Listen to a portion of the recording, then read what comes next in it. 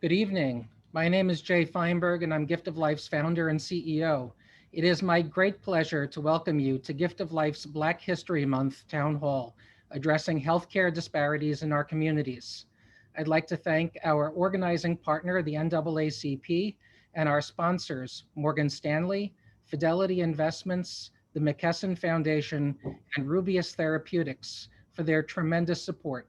And very special thanks to our distinguished panelists for joining us here tonight and during our previous virtual town hall webcasts. Today's topic could not be more timely or important. We have watched as COVID-19 has spread throughout the United States and the world, leaving a trail of human destruction in its wake. And we have been reminded of the inequities that permeate healthcare, resulting in unequal outcomes for people of color. These disparities extend far beyond our mission to provide a cure for those battling diseases like blood cancer, immunodeficiencies, and sickle cell. But as part of our mission to create equal healthcare outcomes for everyone, we are compelled to take action addressing not only this, but the larger issue that the pandemic has further exposed. My personal story began in the early 1990s when I was diagnosed with leukemia. Naturally, I was devastated, but relieved to learn that a bone marrow transplant could save my life. First, though, I would need to find a matching bone marrow donor. It wasn't until I met with a transplant physician in New York City that I was told I would never find a match because of my Jewish genetic heritage. You see, I had no idea that tissue type is inherited, like the color of our eyes or our hair. So the best chance of finding a genetic match lies with people of similar race and ethnicity. Unfortunately, the worldwide registry was not ethnically and racially diverse, likening the search for a donor to looking for a needle in a haystack. Thankfully, with a lot of hard work and a 4-year high-profile grassroots campaign, I found my match. Now it's my life's mission to pay it forward. Every patient deserves an equal opportunity to benefit from the treatment that can save their life regardless of their heritage. The registry must be representative of people of all backgrounds. To help give voice to this message and encourage others to join the fight against blood diseases, Gift of Life has launched a new short film in collaboration with rapper and lyricist Terrell Trizzy Miles, with creative support from the Lucy Collective and The Mill. So please allow me to introduce Blood is Thicker.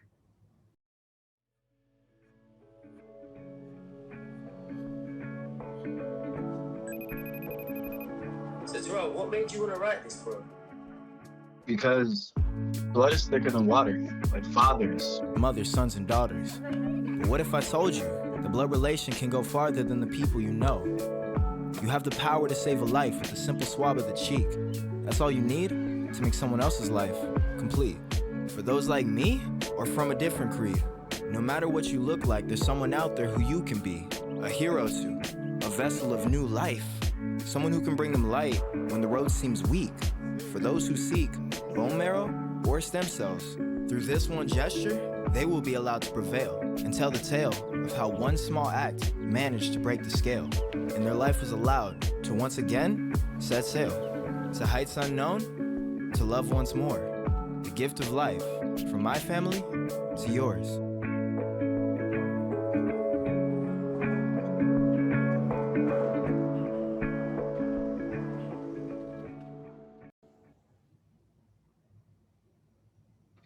Absolutely incredible. Terrell, if you're watching, you are incredibly talented. The film you just saw, Blood is Thicker, is one of the initiatives we've put in place to educate communities on these very important issues. This town hall is another. And so in partnership with the NAACP and Dynamic Changemakers, we are pleased to have you join us for this one of many meaningful conversations about ensuring Black, Indigenous, people of color, and people of all backgrounds have safe, effective, and full access to healthcare and life-saving treatments.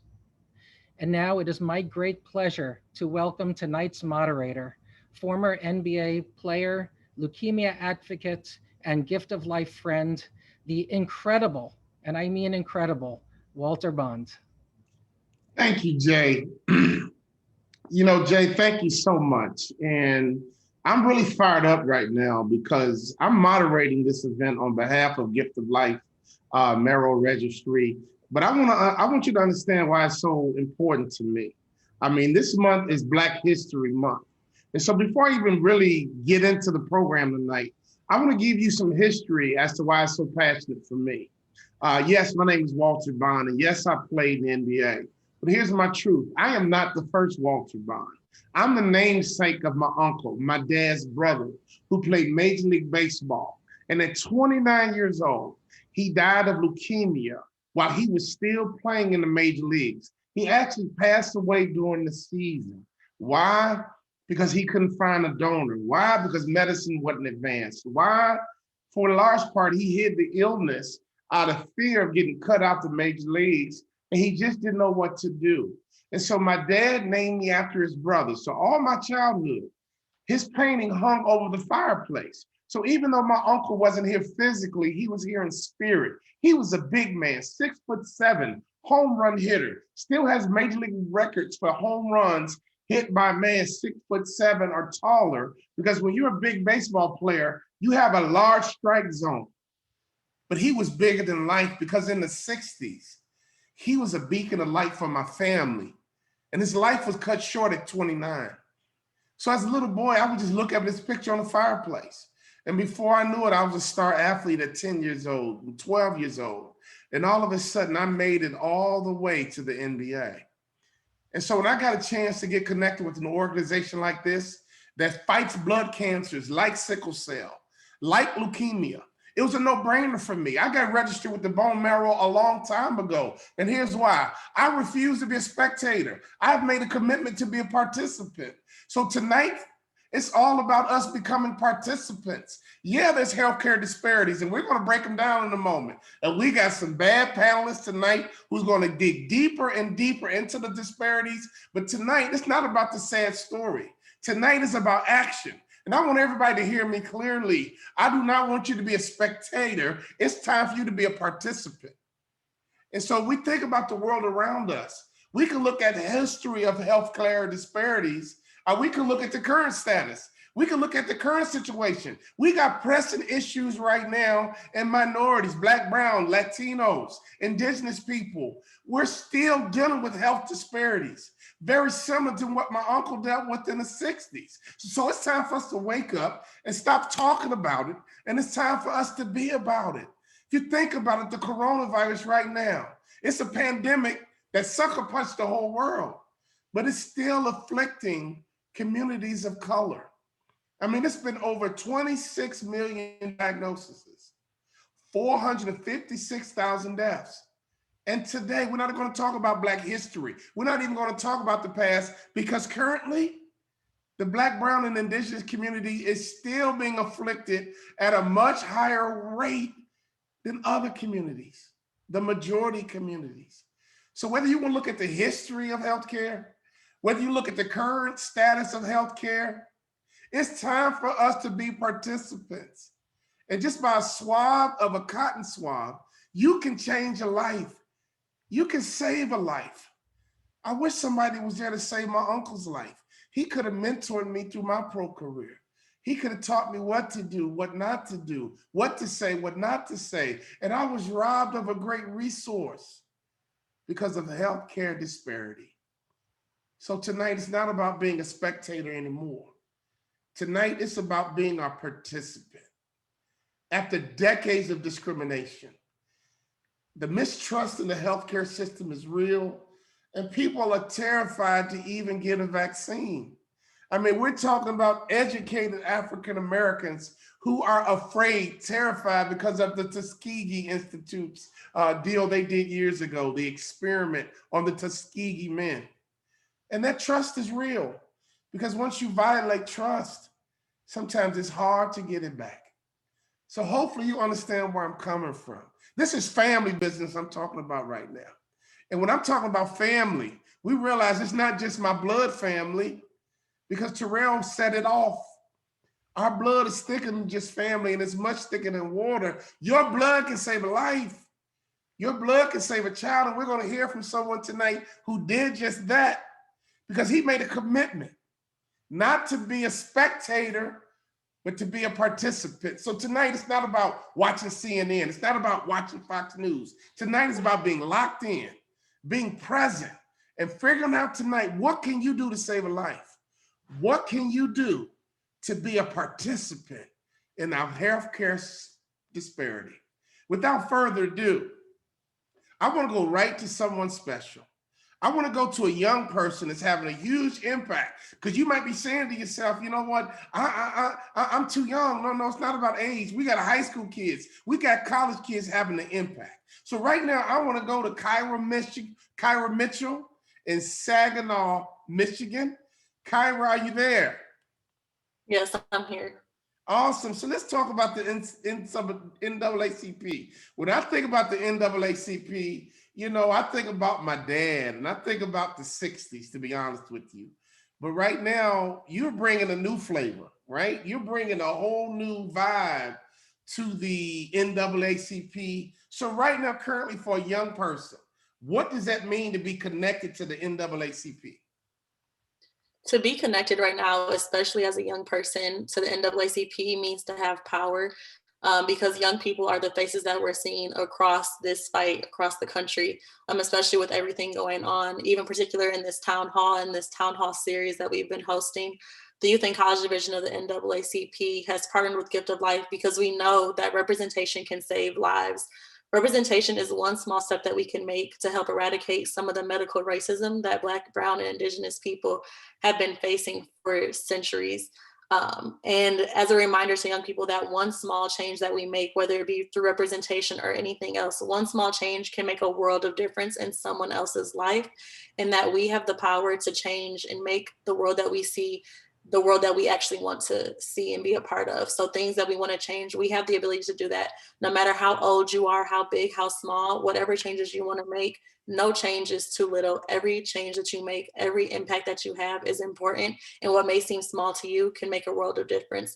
Getting your mouth swabbed may be small to you, but the person that you are matched with, you're saving their lives. So it's those small things like that that just help see how little changes to us can be a world of a difference for someone else. Everyone has the ability to make a change and make a difference. You know, let me ask you a follow-up question. You're a young person. You know, when I see young people, they're worried about their Instagram game and their TikTok game, and they're worried about how many likes and shares, and they're trying to be Instagram models. What made you get involved? I mean, what made the difference for you to say no to TikTok and Instagram? You probably on there, but you know what I'm saying. You made a decision that I'm going to step up and do something that's going to have impact and change lives. Mm-hmm. Well, civil rights has always been a passion of mine, and I think it really just goes down to looking at my community. There was a lot of changes that I wanted to see within my community, and I wanted to be a part of those changes. Everyone has the ability to step up, and I am on social media. I've actually used social media to expand the platform and engage with other young people across the country. So I'm not just making a difference in my community, but leveraging social media and people who are making changes in their community so that our fight together can be a lot stronger. Love it. Well, I'll tell you what, Kyra, you're bright. You really have touched my life more than what you know, because I got 3 kids. And my kids are 25, 24, and 22. And I just appreciate the decision you made right now to not be a spectator, but to be a participant. So I just want to encourage you to stir up the state of Michigan, inspire all the kids in your area, in your town, because we need young people. You know, the donor age is 18 to 35. That's that sweet spot, you know, and I gave in that era. I'm just slightly over than 35, right? Just a little bit. But I just really appreciate what you've done and what you're going to continue to do as we have this new revelation, or this new touch up, you know, with the NCAA CP to make it vibrant and current. And so thank you for being on today. Hang around, because we want to make you available to all of our listeners who might want to ask you a question directly. Is that fair? Yep, definitely. Awesome. Thank you. So, okay, in the building, you know, the next young lady I want to go to is a doctor. So is there a doctor in the house? And I just want to bring Dr. Carr on to talk about the healthcare disparities in Georgia. She let me know she went to Albany College in Georgia. Dr. Carr, let's get right to it. We had a wonderful conversation on the front end, but now it's time to talk business. You know, I like to have a lot of small talk, but we're going to talk big. Talk about healthcare disparities, and let's talk about how that impacts even small communities. I'm a Chicago brother from the South Side, but here's the truth. We got African Americans scattered all over the country. What does it mean to have healthcare disparities in Georgia and smaller rural communities? Yes, thank you. But before I answer that question, I am a fourth generation descendant of the United States Public Health Service syphilis study at Tuskegee. It's not the Tuskegee Institute. It's not just the Tuskegee study, because you have to give ownership of who conducted the test, which was the United States Public Health Service syphilis study. So I cringe when I hear people say the Tuskegee experiment, because that wasn't an experiment, because that would imply that there was a so-called or with some type of protocol. And the Tuskegee experiment had everything to do with the Tuskegee Airmen. So as we go forth and we talk about healthcare disparities or health disparities, or the COVID-19, or the vaccine, the pandemic, we have to be very clear of who conducted the study and what does that mean, you know, for those descendant family members that is trying to change that negative legacy of the study. So I just want to put that out there, being the great-great-granddaughter of John Good, one of the 623 men and counting victimized men that were coerced to participate in that study on the auspices of free healthcare. So to answer your question, diversity and representation in healthcare, particularly rural healthcare, is very important. In Georgia, there are a lot of counties that have a high, predominantly African-American or Black population. So with that being said, the care matters and the representation of those physicians matter. So that's one thing. The other part about that is that rural communities are diverse. It doesn't just mean it's farmland, even though farmland is there, but they're not a monolith as well. And we have to uplift those narratives in those rural communities, because not all rural communities need the same thing.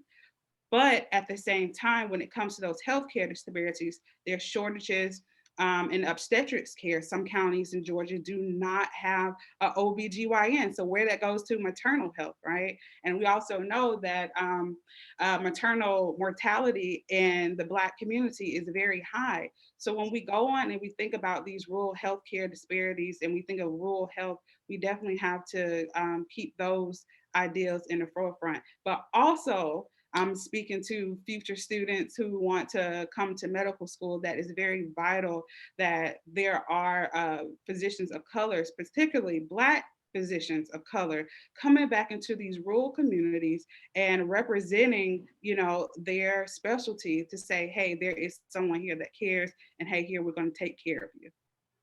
And I can relate. You know, I grew up on the South Side, as I said earlier, but, you know, my parents were from the South, obviously. My dad was from a little small town in Tennessee, went to Lane College, and my mother's from a little small town in Kentucky and went to Kentucky State. And so, you know, they came to the big city. And so even though I was a big city kid, you know, my mom and dad, as we would say, are country folk. And they taught me a whole lot of wisdom, a whole lot of things that I still live by today. And a couple of follow-up questions, because when we talk about some of the things that happened historically to us through the medical industry, once trust is violated, I mean, help us get it back, you know, because you have a lot of African Americans like, because of what you just mentioned, I'm not taking the vaccine.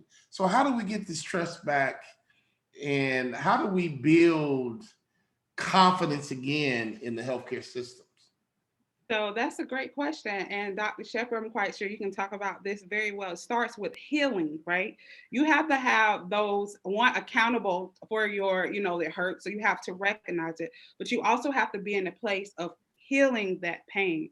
And honestly, you can have as many strategies you want to, different toolkits, but if the community itself is not healed, or at least, have an administration, I'm just saying in general, it can be a healthcare administration, it can be political, that does not recognize that suffering, then healing cannot take place. And that's really pretty much the answer to it. You can throw as many dollars as you want to, but when the community do not trust you, or a population of a people do not trust you, right, you have to heal from that. And the question becomes, where does it start and how long will it take? Well, it has to start with people acknowledging that there is a problem, holding that that assault or detriment account of that the perpetrator, and then the people, the victim, also have to find some way to cope with that. So the answer truly is healing. Healing takes a long time, you know, but again, you have to be accountable for that. And here's, I have one more follow-up question, and I'm gonna make a quick comment before I ask this question.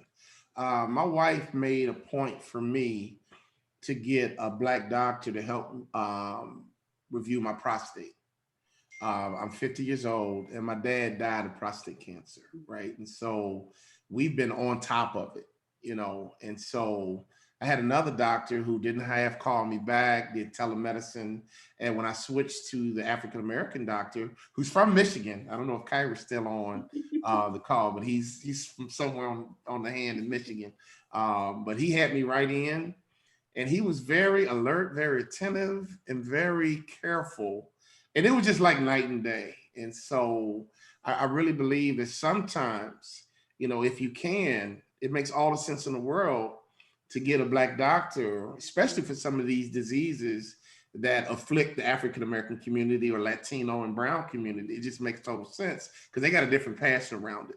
But you have a thought about African-Americans and minorities advocating for each other. You know, how do we do that? I never went to medical school. I don't know all these terms. You guys throw around big words. How can we advocate for each other? One, starting with people like Kyra. We have a lot of different organizations. It starts with those grassroots organizations. It starts in the basements of different homes. It starts with community empowerment. It starts with resilience. It starts with self-determination. It starts with all of those assets that a lot of academicians, researchers, people overlook. It starts right there in front of you, and it starts on the inside. That's how I see that. Love it, love it. Well, thank you so much. And let me shift to the good doctor, Dr. Jonathan Shepherd. Couple of questions. You know, mental health has really become very apparent to us, you know, and it used to have these labels. You know, my wife and I joke all the time. We didn't have all these diagnoses when I grew up. Either you were crazy or you were stupid. It was like two labels you got, right? You know, that boy crazy and that boy stupid, right? And there wasn't any specific terms. But now, you know, we're really seeing what depression, anxiety, you know, and I met with some doctors that basically taught me that most mental health conditions are brought on by stress. And being a minority, man, we're born into stress. You know, every time a cop pulls behind me, man, I'm stressed out. You know what I mean? So let's talk about mental health and what role does stress play in the development of a mental health disorder? Well, first of all, just good day to everyone, and thank you, Mr. Walter Bond. We share a bond. I am also from Chicago.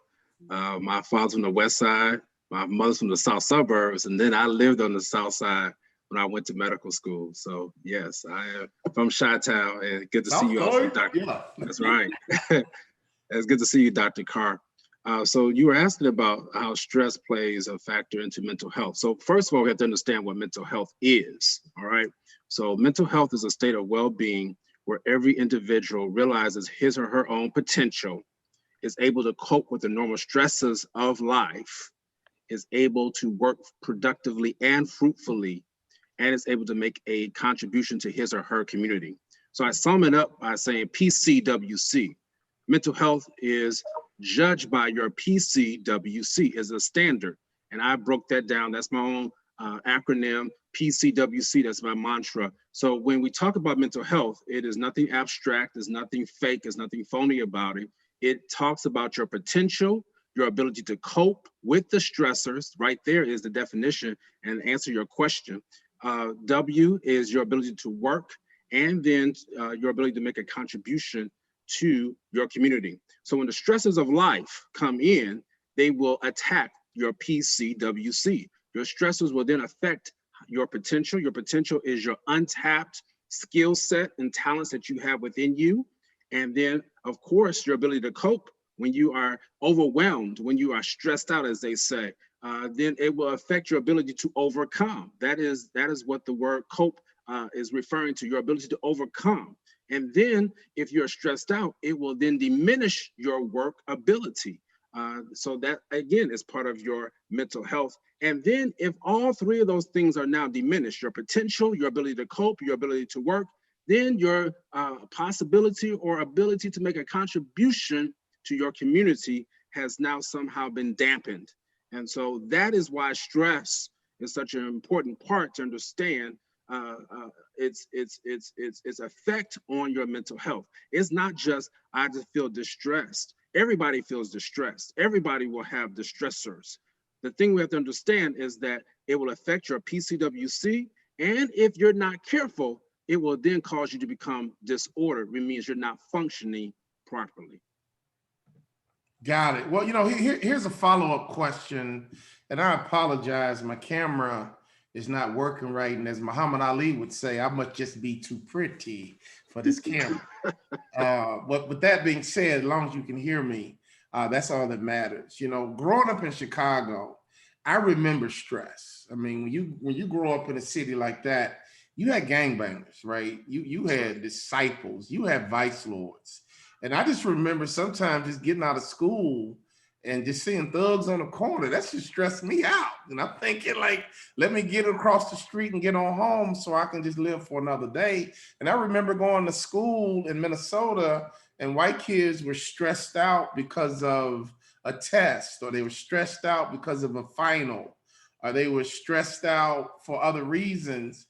And I couldn't relate, because I'm like, look, I was around life and death situations, passing a test or taking a quiz just wasn't it. But with that being said, the stigma of mental health, how can we overcome the stigma of it? Because again, I mean, we call people crazy, which is not right, and weird. And we had all these labels that put such a negative connotation on it. Now we want to back it up and make mental health, want to legitimize it. How do we remove the stigma? And if you have someone in your family struggling, what's the best way to broach that conversation? Because if your mind ain't right, sometimes you might be the last one to know.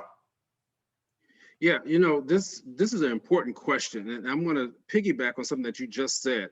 Your physical environment will help in determining your mental health. So what you were just describing is two people who could have been born the same way, but their physical environments were different. You described someone who was living on the south side of Chicago versus someone who was living in Minnesota. And I had the privilege of actually being in both environments, as I did an internship at the Mayo Clinic in Rochester, Minnesota. And you're absolutely right. There are different stressors. What may stress you out in Chicago may not stress me out in Minnesota, and vice versa. However, and this is again to the stigma point, we have to learn how to be sensitive and understand that what stresses one person out could be just as bad as another person. What am I trying to say? Is that there must be a level of sensitivity when we're going to eradicate stigma. And I will say this, the stigma regarding mental health is getting better. We're seeing more people talking about it. We're seeing more people, quote unquote, normalize it because mental health is a true illness. It is a true disorder.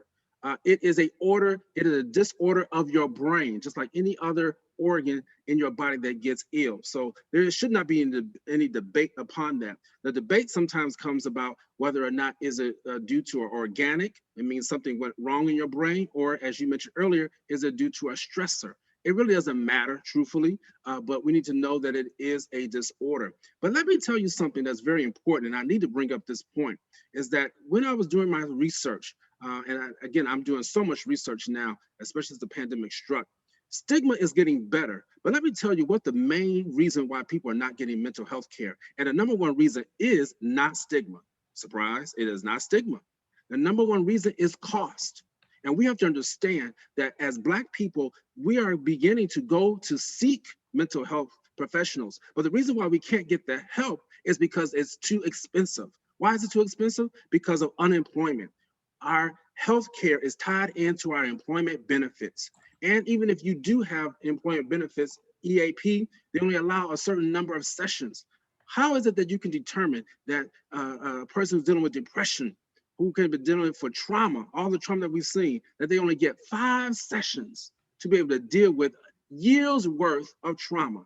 We have a broken healthcare system in this society. And I want to argue today that stigma is not the #1 issue, but it is the cost of healthcare, which is one of the main reasons, if not the main reason, why we're not seeing people get the mental health care that they need.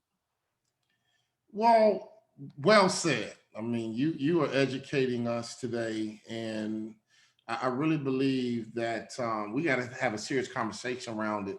All health, whether it's leukemia, whether it's sickle cell, whether it's mental health, and the NBA is one of our clients, and I did this program for the NBA, and they blew me away, and they brought a African-American doctor on who's a psychologist in front of all these ball players. And she says, how do you guys handle stress?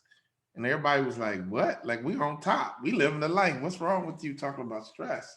And she broke it down. She was like, well, why do you think you drink so much? Everybody was like, ooh. Why do you think you smoke so much weed? You could have heard a pin drop. And why do you think you're so promiscuous and sexually active?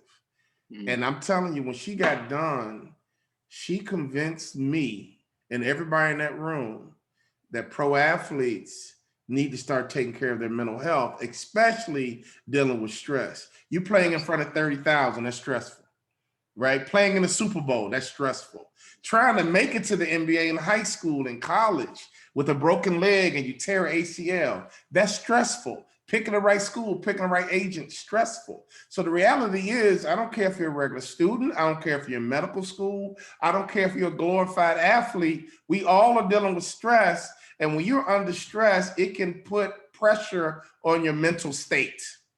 Okay, now I got one more guest I want to bring onto the screen, Dr. Z, who broke it down in one of our other town hall meetings. And I had no idea, and I've been so educated myself on how racial medicine is.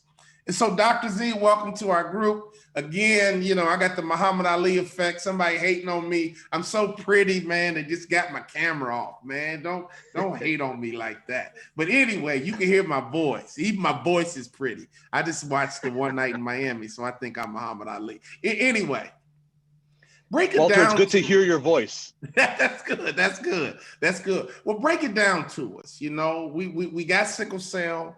For example, sickle cell's been around for a long, long time. Why is sickle cell not getting its proper respect, proper research dollars, proper commercials, PSAs, or whatever? Break that down to us. Why is sickle cell still shoved off in the corner?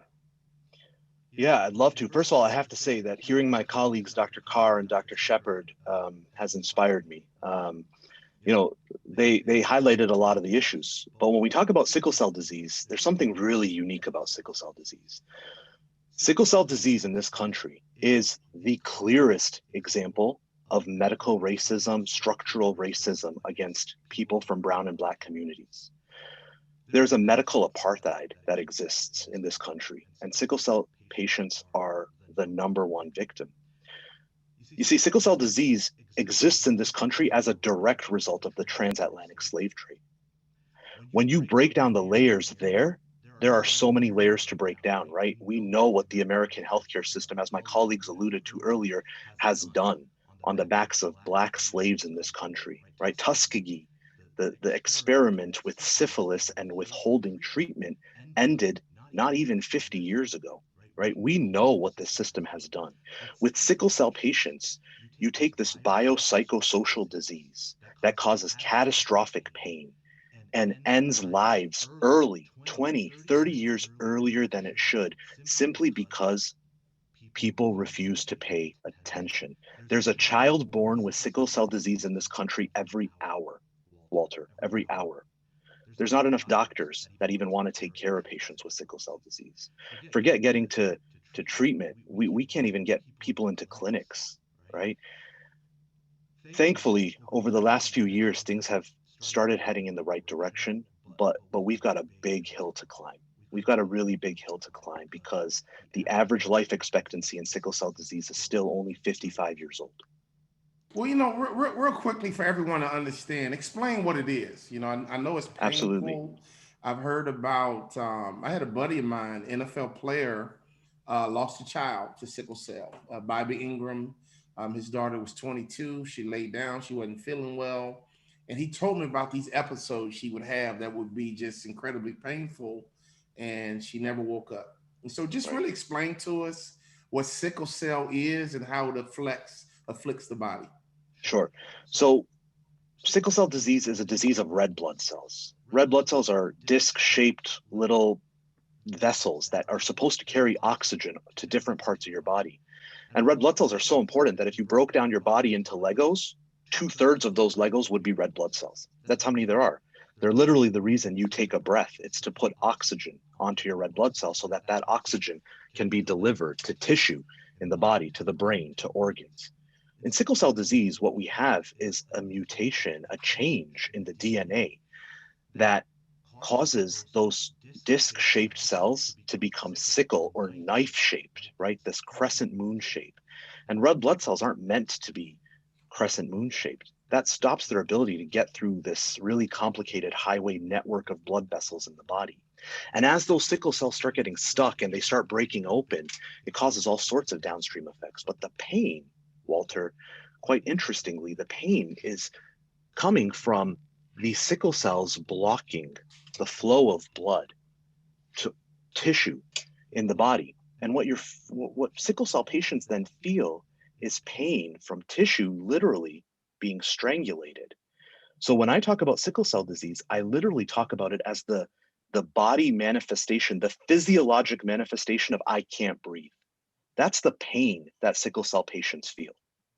Then there's no other way to describe that pain. It's completely indescribable and completely unpredictable and completely debilitating. But beyond pain, like I said, these patients are dying because the sickling is also happening in their organs. It's happening in their brain, their kidney, their lungs, and they're dying early.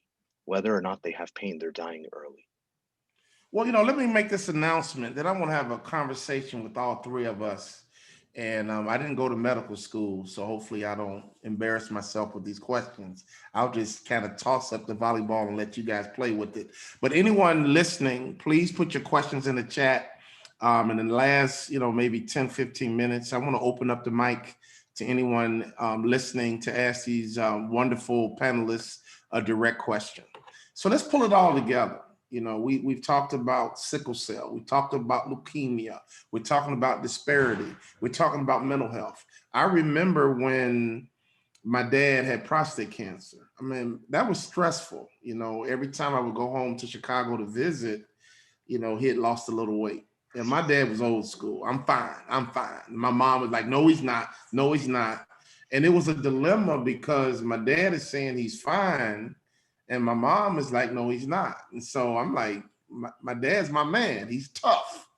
And my mom is mom, right? She's emotional. And my mom was like, I didn't know what to do, honestly. So I was kind of stressed out. And so how do we balance all that? How do we balance, if your family's dealing with someone with sickle cell or leukemia, or you're dealing with somebody who is having a mental health challenge. How do you balance all that?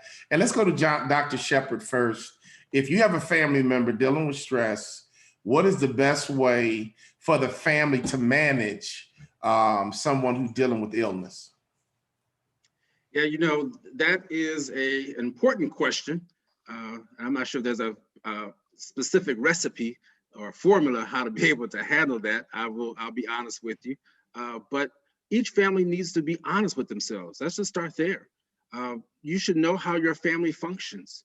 Every family in America functions differently. And I hope that every family is functioning and functioning properly and not dysfunctional. But even if you are even slightly dysfunctional, that's okay. You're still functioning, all right? So acknowledge how your family functions, acknowledge what the help is needed.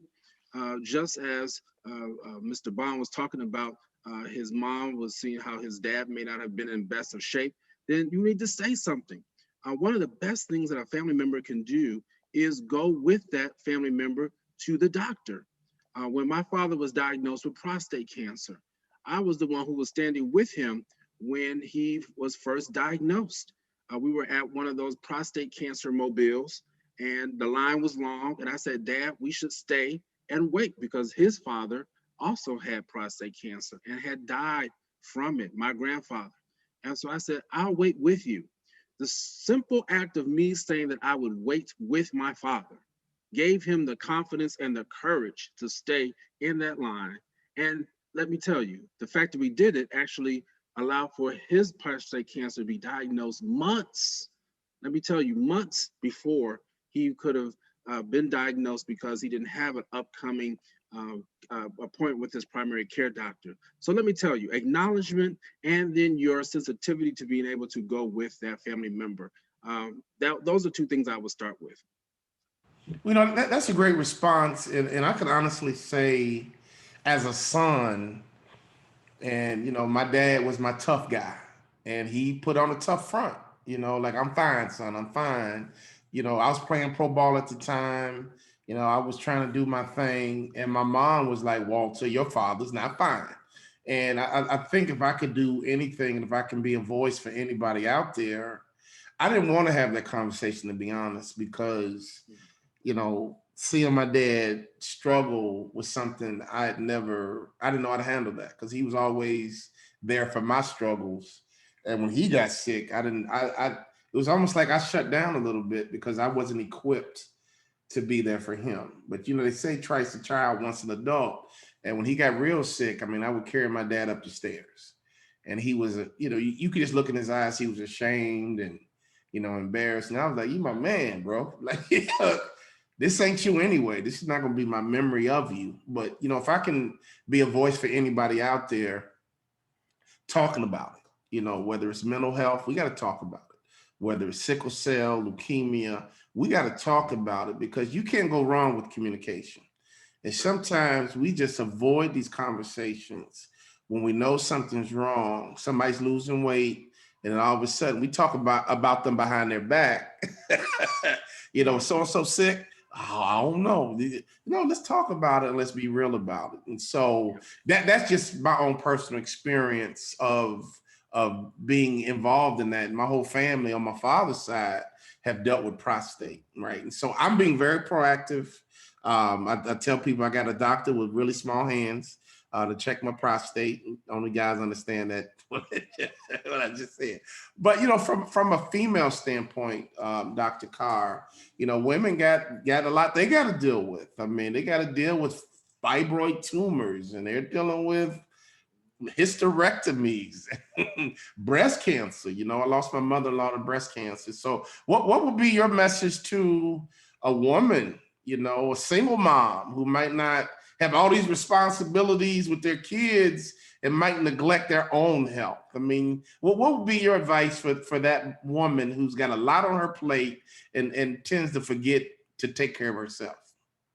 I smile when you say that, because right now I'm battling a 5-year-old and a 2-year-old, you know, and I'm a single parent. Well, I'm divorced, but I'm a single parent. So dealing with everything. But my answer would be, it takes a village. Like, you can't do it by yourself. And I believe, of course, women, men are social creatures, but that connection of being a woman, being a giver, being a provider and a nurturer. But sometimes when you're pouring out, you need someone to pour into you as well, and to keep your cup filled and overflowed. So with that, I would say, seek out a support group. Seek out your village, build your tribe, because you cannot do it by yourself. And isolation is one of those things that, you know, definitely single mothers do not need, especially if they're doing it by themselves anyway. So that would be my advice: seek out that help, build your tribe, and trust that that tribe is going to take care of you. Yes, and I remember, all of our kids are close in age. There I go again. Yay, there he is. I remember going on road trips and my wife coming back when I would get back in town, like, woo, I need a break. And I'm coming off the road and I'm tired. And sometimes I didn't pick up on her cues because I was exhausted. But she gave me some messages like, look, I'm here by myself with 3 kids. I need a mental health break. I need to go have me a glass of wine, or I need to just go to a hotel for a day or whatever and get, and get my equilibrium back. But, this is something we got to talk about. It's something we got to think about.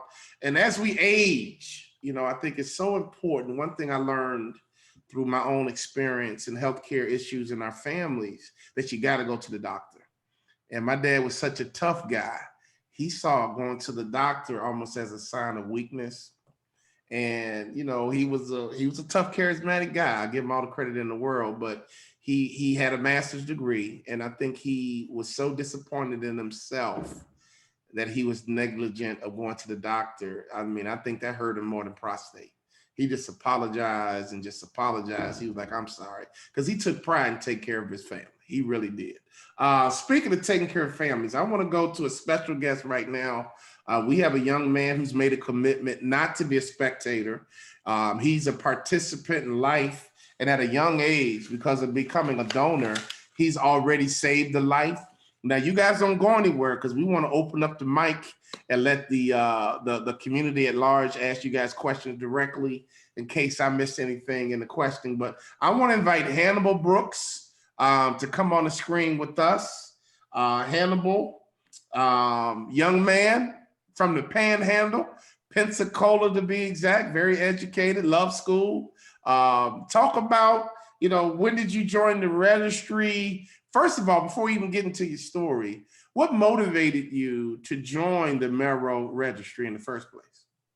Well, it's going to sound a little bit quaint, but what first motivated me was actually cookies. So I was traveling across the campus at my university, senior year of undergrad, and a friend of mine was working at a booth. I was running late to a chemistry test, and I saw that they had cookies. I'd skipped breakfast, and I was like, "Okay, what are you guys doing at this booth? What's this about?" And he stopped and he told me about the mission of Gift of Life, and I realized, for something that's a very small sacrifice for me, just giving a little bit of my time, a little bit of my marrow, I have the opportunity to save someone's life. That's like getting a lottery ticket that's guaranteed to win, because you have the chance to have an impact on the world. So of course I said yes. I had a great breakfast, but I also had an incredible time. And fortunately, I've had the opportunity to donate bone marrow twice through each of the methods. Well, let's unpack that a little bit more. Tell us your experience as a donor. A lot of people are afraid to do it. A lot of people have some misconceptions about it. Let's be straight up. What was your experience as a donor? Yeah, so one of the things I have to say about bone marrow donation on the whole, and specifically Gift of Life, is that the process is really a smooth and really a painless procedure. So, and when I say painless, I mean everything, the logistics, the operation itself. I would say it's as simple as a blood draw, really. So there's 2 different ways you can donate. You can have the marrow, which drawn from the iliac crest, which is basically in your hip. So just 2 needles, take that out. Very, very simple process. Or what's called peripheral stem cell donation. So your blood kind of goes through one arm, gets cycled through a machine, the stem cells are spun off and returned to the blood's returned to the other arm. So I've given both those ways. Very, very simple. Gift of Life makes you feel like a VIP because they understand the importance and the essentiality of what you're doing. You heard it mentioned at the beginning of this conversation. People are dying because this need isn't being met. So it's the chance to do something good. You'll feel better for having done it. And the process itself is very, very straightforward and easy. So yeah, there's a lot of misconceptions that giving bone marrow is something that's really painful or it's scary. I literally went under, woke up, and felt fine. So it's very straightforward. And it's devastating, obviously to lose a family member prematurely. And there's a lot of people out here who are in need of a very specific blood type, very specific DNA match. And it's really sad to know that easily that, it's almost like playing Cupid, right? If we can get the right, donor matched up with the right person in need, with just a little bit of effort, you can literally save a life. So as a young man, what does that feel like to know that you've actually helped someone live? I mean, it's got to be just a great source of pride, a great source of purpose. I mean, you're still a young man. I mean, so how did it make you feel? And what would be your message to someone who's on the fence about becoming a donor? Well, I would say, great, you mentioned the Cupid analogy. I mean, we're coming up on Valentine's Day, right? There's nothing more magical that you can do in real life, I think, than the opportunity to save someone's life. I mean, you see it in movies, you see it in TV, but this is a reality, especially as a minority, something you could do to save someone's life. And because there's so much underrepresentation on the registry, when I looked at the stats, I've had family members that have died from cancer prematurely, right? My grandfather, my aunt, a number of other family members. And so what I realized is this is an opportunity if you're ever in the situation when you have leukemia or something of the like, you're basically counting on the generosity of a stranger to save your life. And if you're African American, the odds aren't good. So if you act and are willing to donate, this is a chance for you to save people in your community, to save a stranger's life, because in the end, you're probably gonna have to count on a stranger to save your life one day. I do think about the fact I am a twin, so I'm fortunate enough to have someone who is genetically compatible if I ever need a donation. Hopefully that day never comes, but I feel like it's an enormous privilege to be able to give that opportunity to someone else. And it's something I hope everyone is inspired and excited about, because you'll be able to tell the story. You're living a life and be able to tell the story of two lives, your life and the life of the person you save, and who knows what their life will go on to be. All right. Well, Hannibal, thank you. I mean, again, I'm just so impressed by you and the impact that you're having as a young person. I was impressed at the beginning of the broadcast by Kyra and the impact she's having in Michigan with the NAACP and all of our panelists and doctors. So let's bring everybody on if we can, and we want to be able to hey, there we go. We got all the team here. We want to open up and ask some questions in the chat, and I think that I'll be able to facilitate those as they come in. But first question is going to be a little bit out in left field. Did your team win yesterday? Was anybody rooting for Tampa Bay? No bandwagon. Was Tampa Bay your team? I've bet on Tampa Bay. Mm-hmm. Oh, okay. So you guys owe me money, kind of, right? No. That's how it should work. I have a couple questions, and I want to go to our doctors first. And I want to hear from each and every one of you. Ladies first. I believe in being a gentleman. Dr. Carr, what motivated you to get into the medical industry? I mean, what was that? Did a cute doctor come to your high school and talk to the students? I mean, was it your mom? Was it your dad? Your best friend? What motivated you to get into healthcare and the medical industry in the first place? Well, it's funny because we are situated as health and medicine are two separate entities. But to answer that question, I think about that's a very good question. But my answer to that is just to serve, and to serve in any capacity, either in health, either in medicine, to mankind, aka that serves to mankind, just to serve in that capacity. So that's simply short, briefly, that is my answer: to serve those who need to be served. Love it. That's really simple, really simple. Let me take a little bit of a time out before we run out of time, because I want to hear from the other doctors. Jay, just so we're clear about it, because we're going to get some participants today. Okay, I don't believe in spectators. We're going to get some participants. What is the process to join the registry? What does a person need to do to join the registry? Yeah, so that's a very good question, and it was somewhat touched on during the presentation, but it's really very simple. It starts with one of these, a cheek swab. And all you really have to do to join the registry is fill out a health history screening form to make sure that you're healthy to be in the registry. Make sure that you're in the age range, which is 18 to 61st through your 61st birthday, and do this cheek swab. Now, it happens that transplant physicians tend to request donors who are younger more frequently. Over 85 to 90% of the time, donors between 18 and 29, which is why we have such a big push for doing recruitment drives on college campuses, et cetera, so that we can make that happen. But it's really just that cheek swab, and that will get you into the registry. And people can go to our website, giftoflife.org.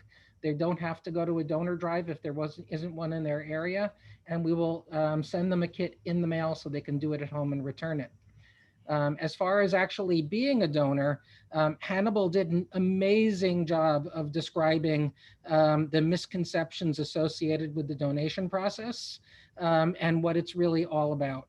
In fact, Hannibal spoke so well that, I'm now in my 50s and I'm thinking about what are we going to do for Gift of Life with respect to succession planning. So Hannibal, call me later because I really want to talk to you. You got Awesome. It. Love it. Okay, a couple of quick question. Dr. Z, what got you into medicine real quickly? And do sickle cell patients have any specific treatment that they can take that's going to be effective for them? I'm going to answer the first question. I'm going to answer the second question first, Walter. So there are 4 FDA approved medications for sickle cell disease that have come about mostly in the last 3 years because of lack of research dollars going to sickle cell disease. Again, because it affects the minority populations. There are also curative therapies, right? Like bone marrow transplant and now gene therapy.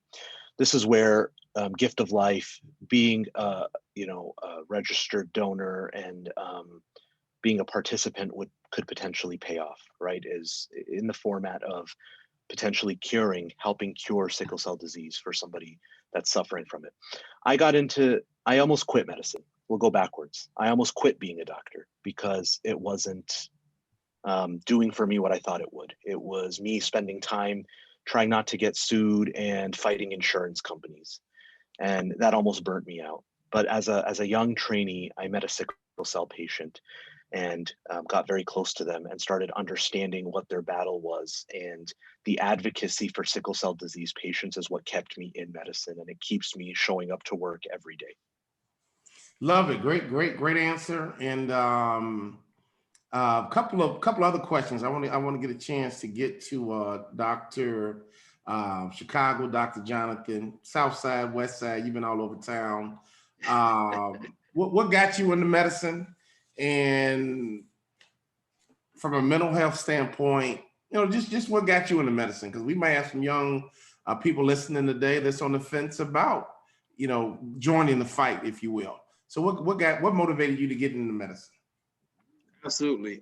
So anyone who desires to go into medicine, it is the best decision you will ever make. It is a hard road, I won't lie to you, but let me tell you, I don't regret not one day being in medicine. Working with my grandmother had Alzheimer's disease, and she came to live at my home, and this is my mom's mom. And so helping to care for my grandmother, who helped care for me when I was younger, is what helped get me into the act of serving and the act of being able to provide treatment. I am thankful that I do consider myself as a healer through the grace of God. And so as a healer, as a bona fide healer, I say bona fide because I have all the scars and all the bills to pay for it, to show for it, I should say. So yes, come on. That's why I got into medicine, and I say, come on, for those who are interested. Let me tell you, there is an increase, there's a surge of people wanting to go into medicine because of the COVID-19 pandemic. And if you're out there, I encourage you to do so, because we're now creating and have more innovations. Let me tell you also something. Black people, we need more of you. Blacks are at the head of many of the medical breakthroughs in this country. For there is a Black woman named Dr. Corbett, who is behind the COVID-19 vaccine. So we need to understand, as Black people, yes, we may not be large in number, but when it comes to impact, we play an impact. We definitely play a significant role in medicine. So I encourage you to go into the field of medicine. We'll get into mental health real quick. I like the study of the brain. You know, my colleagues call me crazy. Like, Shepard, you didn't go to medical school to become a psychiatrist. I said, you're right. I did not come to become a psychiatrist, but I love the brain. I love studying people's behavior. And again, I don't regret that decision at all. All right, thank you, Doc. Okay, last two questions, and I think I'm gonna let Kyra take us home real quickly. Hannibal, you did the swab, you joined the registry, and then you got that phone call. Were you nervous, or were you like, cool, awesome? What was your true emotion? Well, first I made sure I recognized the area code. Then I was like, all right, what's the next step? I'm from Florida. This call's from Florida. No, I'm just kidding. When I talked to the team at Gift of Life, because my brother and I, twin brother and I, we both signed up, and we actually got the calls back to back because obviously genetically we were both matches. So we made an agreement that if we were selected, we would go through the process. So at first I started off saying, well, I'll go through this, I'll see how this goes. And I still had a seed of doubt, but the second I started making concrete steps towards getting close to the donation and learned a little bit more about my recipient and sort of what the struggle that they're going through, or that anyone with those kind of conditions goes through, I became assured. I was like, I get it now. This is a chance to save someone's life, especially if they're suffering.